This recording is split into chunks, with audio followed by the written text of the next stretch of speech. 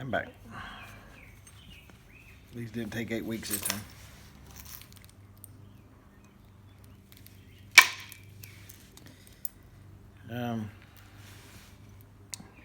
I wanted to experiment with some new, well, it's not new, it's a different style of Indirect. But I just didn't get anything set up to go. I want to try a little antler type setup. You see, Chuck from Chuck Arms Lithics, he does it.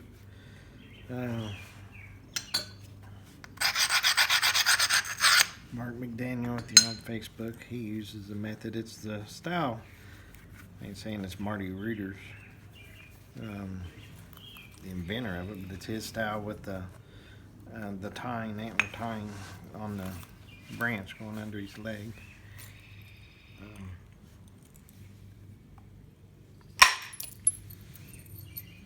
I just wanted to try to see if I could work it into my reduction process.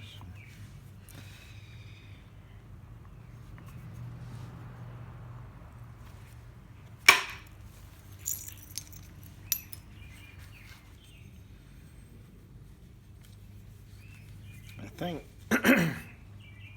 some of my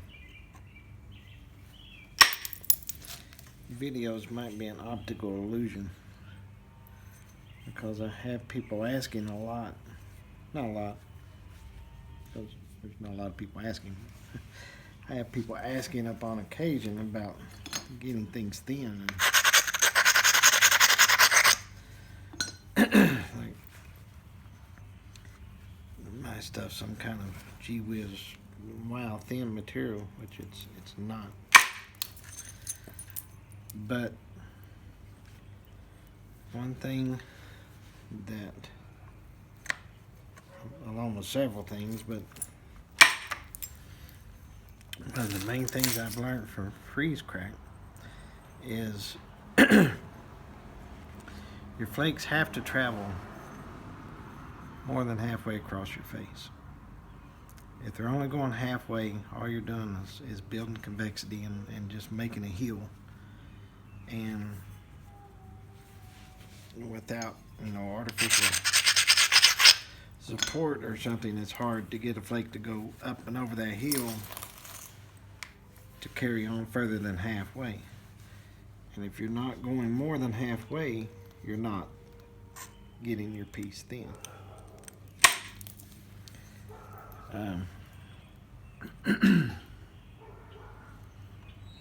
Again, here I am saying I don't teach, and I'm trying to teach, but I'm more or less trying to just give my observation.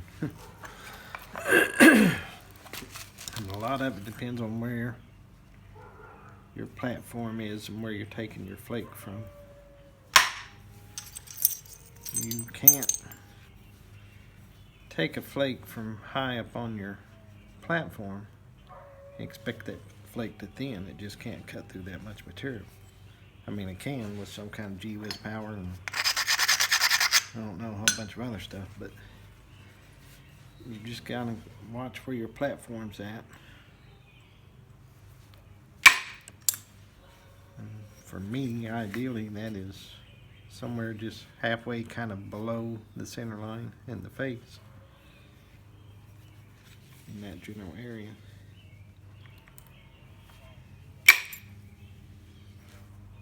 Of course, it can be in different areas, locations, depending on what you want to achieve, and you can cheat that angle, but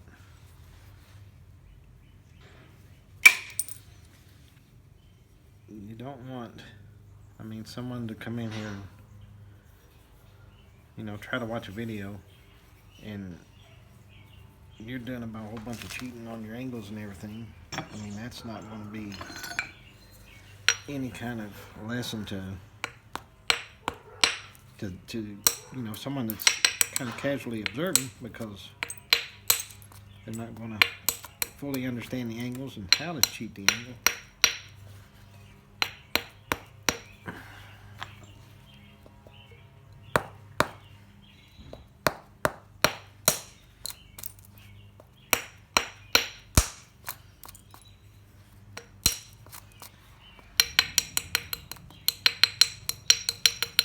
I had another point in my mind I was going to try to make, but not sure what that was.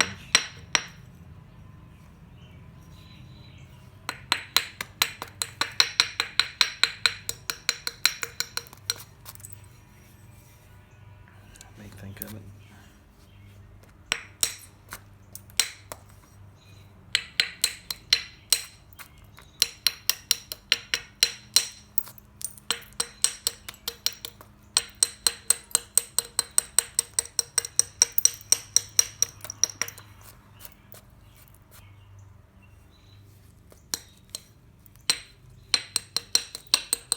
Oh, I do know what it was.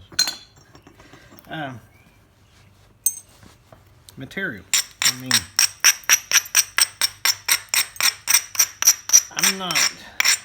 I'm on Facebook. I'm not on Facebook socially. I'm on Facebook to form contacts in the Flintknapping world. But you see a lot of people asking what's a good beginner material, and for myself, I know when I started out, I seen some videos on using Johnstone, and I thought, man, this be simple. I can get free toilets, free napping material, I'm set. Well, I think to a person just starting out napping, that's a lie as far as Johnstone going. I think people see that, and I'll say it like I always say it, this is only my observation, but I kind of had a false sense of, wow, I can make this work by using Johnstone. I don't think there's anything further from the truth. All that's going to do is set you up for frustration and failure. I think a lot of people you see working Johnstone, and I ain't saying there's maybe some people out there that can make, I don't know, perfect grade 10 clovers out of Johnstone. I don't know. If they can, that's good for them. But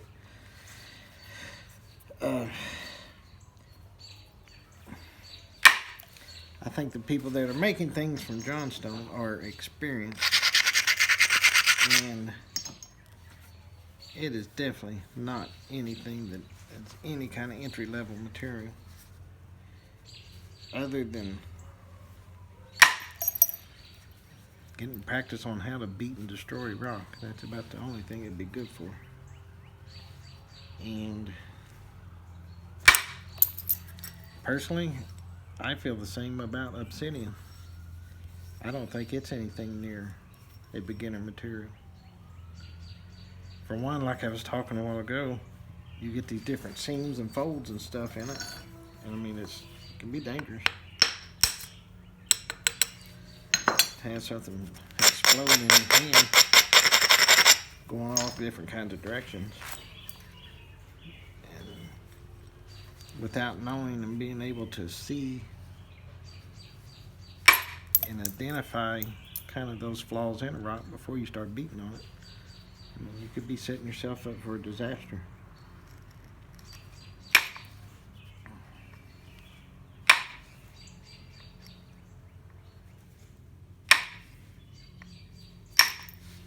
I mean, you've heard of people severing tendons in their fingers, and you know, you do that, you don't come back from that. Not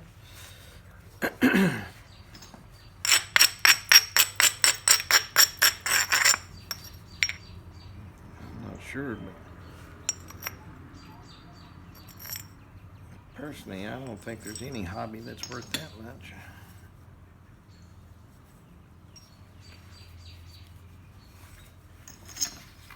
Now,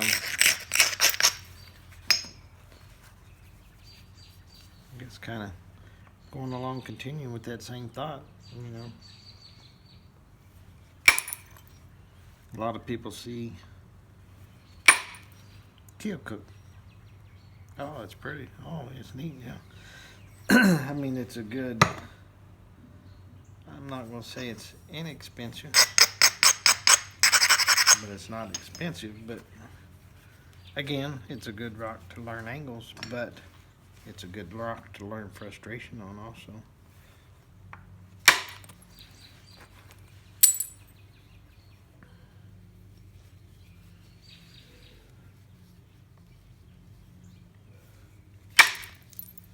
But I know a person starting out don't have a lot of money just to sit and basically beat it to oblivion and waste it. But I just feel if a person wants to learn the best that they can learn, I think that it's best you learn on the best possible rock that you can get also. Because when you can see, and that's the whole thing, is observing what your fakes do, what your hits do. And if you're doing that on a predictable rock, well, you're going to better see your results.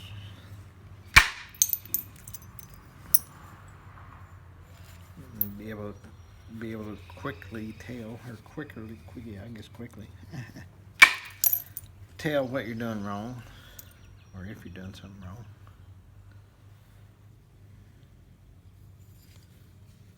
Trying to get balance here. I've got a little flute coming out on the end of this thing.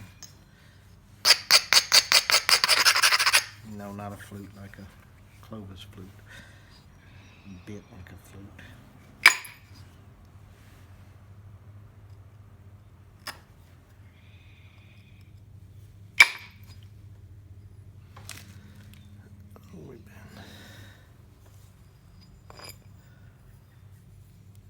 Got a lot of meat up there still too.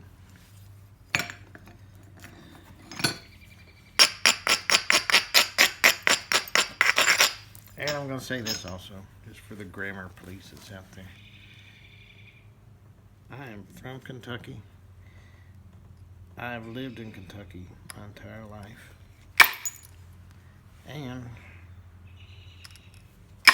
unless something beyond my control, I'll die in Kentucky. With that being said, proper grammar is not high up on my list, so you'll hear me say some things that are definitely not correct. But you know what? I'm soon to be 54, and this is what I've been my entire life. So I'm probably not going to be changing anytime soon. And then the same with my soft-spoken voice. Some people that could be a good thing. But evidently to some people, that's a problem. Well, you can turn up your volume, or I don't know what to tell you. Because I have one tone, basically. Unless I'm aggravated about something. And you're hearing it now. So, I apologize that I do not talk loud.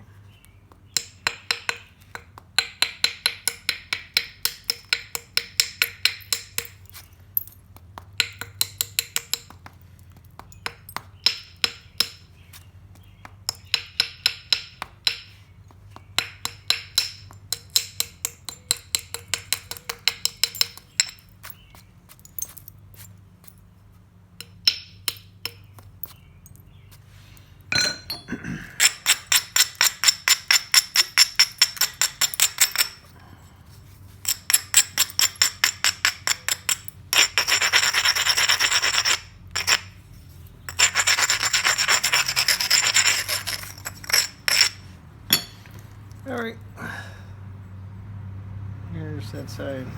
Here's that side. Still got a lot of meat in the middle. It's nowhere near getting down to it. Who knows what this thing might be by the time it's finished. Probably not a whole lot of anything, but I'm going to stop here, dress my tool, and I'll be right back.